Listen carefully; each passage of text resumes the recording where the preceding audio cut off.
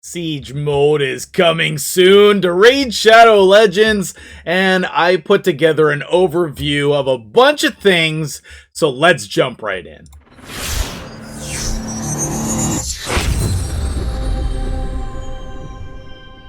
What's up, guys? MtgJedi here. Welcome to the news desk. We're talking Raid Shadow Legends Siege mode today.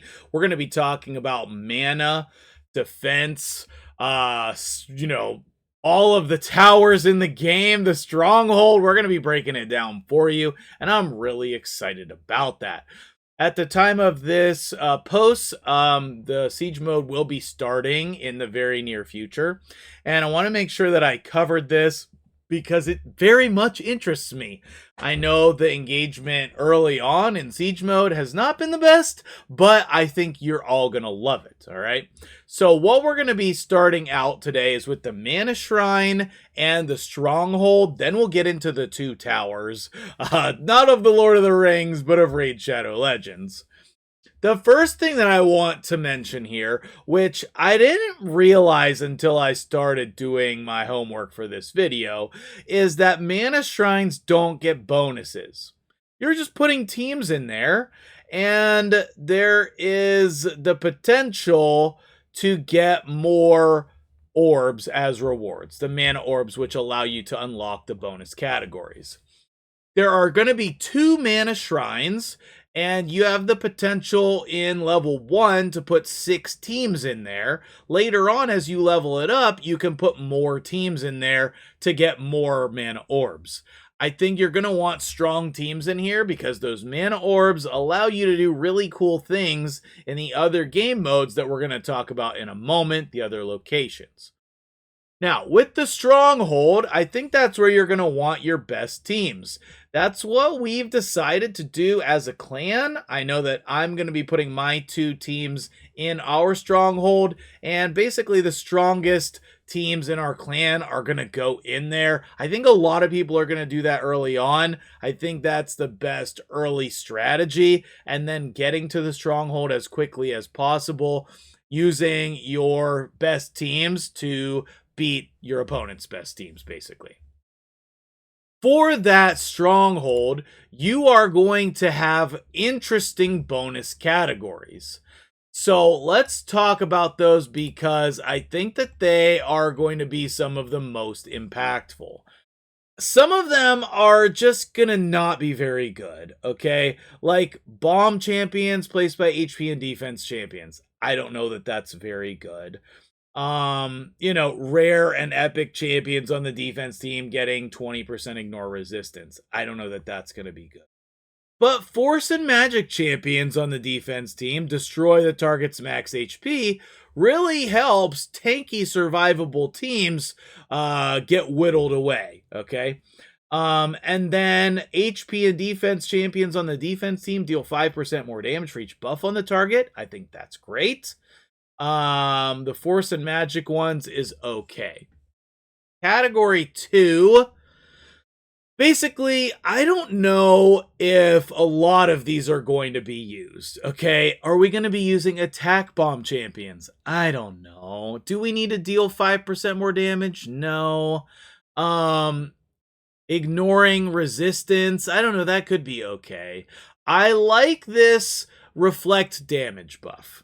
The reflect damage is defense champions from Tolarian and Galen Pact for the bonus category 1. And if you have a team where that applies well to, I think you could construct a team around it. But the thing is, you're going to put your best teams in Siege for the I'm losing the track of the Stronghold. Okay, you're gonna put your best teams in the Stronghold. So do you really want to restrict your team? I don't think so. But when you get up to bonus category 3, you could set up defense champions reflect 30% of the damage they receive. That could be really strong. You could put in there, I don't know. I think that's the best one. Defense team champions deal 5% more damage in general. I guess that's good, but I don't know how that's better than the category 1 version seems better. So maybe there's a typo there. Either way, I'm not sure that a lot of these category bonuses are going to get used. However, they do make the game mode interesting. Like, if you see one of these category bonuses, you need to slow down and make sure that you're using the right team. Okay?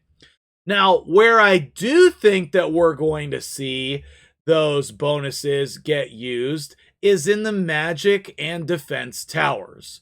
There are 4 magic towers and 5 defense towers, and they all have the same category bonuses. They're also cheaper to activate the category bonuses. The category bonuses for the Stronghold start at 7,500, but then I think that they apply to all of the teams in your Stronghold. Whereas the ones for your towers start at 300. So much more affordable on the activation cost. But then we have the list. It is a long list. So in category 1 alone, we have 18. I think 18 different. I hope I counted that right. 18 different bonus categories that we can activate. To start out, I don't like any of the first ones. A little bit extra crit damage, a little bit extra ignore resistance, or increase resistance, increase accuracy. Ally attack bonuses, no. Turn meter fill effects are increased by 40% when used by the defense team champions from Tolarian and Galen Pact. That does not help your original speed. So if the other team is faster than you, you're still going to get outsped. So I'm not sure how much that's going to actually impact things. Rare and epic champions, no. Increased defense, no. Not triggering counterattacks, okay, it's okay. Once we get down to this last little section here on the right, that's where I think that we could see some real potency. Ignore defense effects are increased by 10% if you abide by magic champions on the defense team. Or, this is the one that I love, ignore defense effects are decreased by 10% when force or magic champions on the attack team. That seems very strong. And then this one here as well, the turn meters of force and magic champions on the attack team are decreased by 10% whenever the champion on the attack team gets an extra turn. I mean, I don't know how good that is in comparison with the actual, theory versus reality situation, but it seems strong. Then when we get into bonus category 2, it is minor upgrades to these things.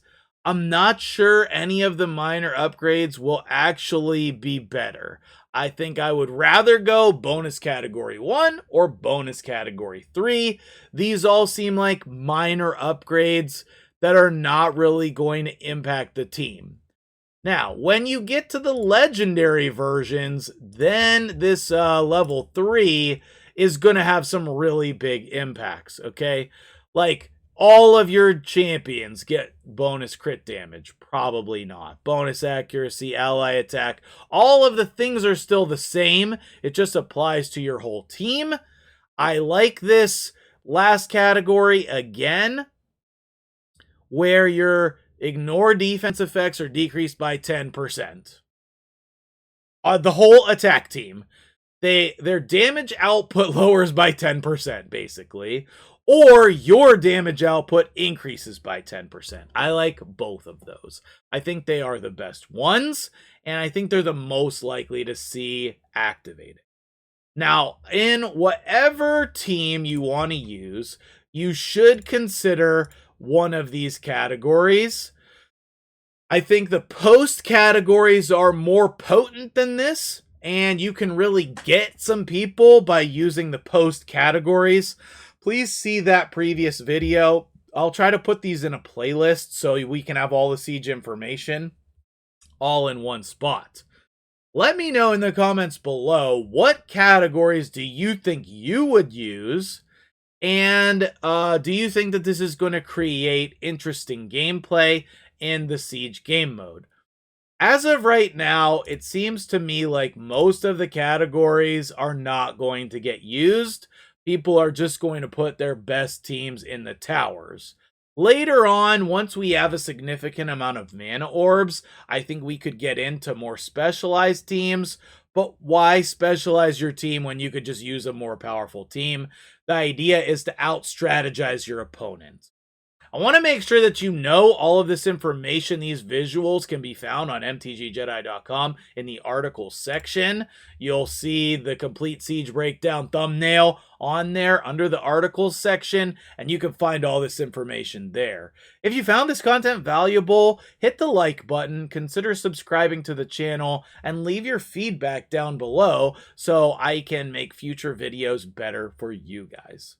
That'll do it for me here today. Tomorrow, I'm going to go over some strategy for Siege. Make sure you come back to that. And I think if I time it right, that'll be the first day of Siege. So you'll be able to see firsthand what it's like. And I will be able to follow up and do another video on actually competing in the Siege game mode. That'll do it for me here today. Thank you for watching, and I will see you guys in the next video.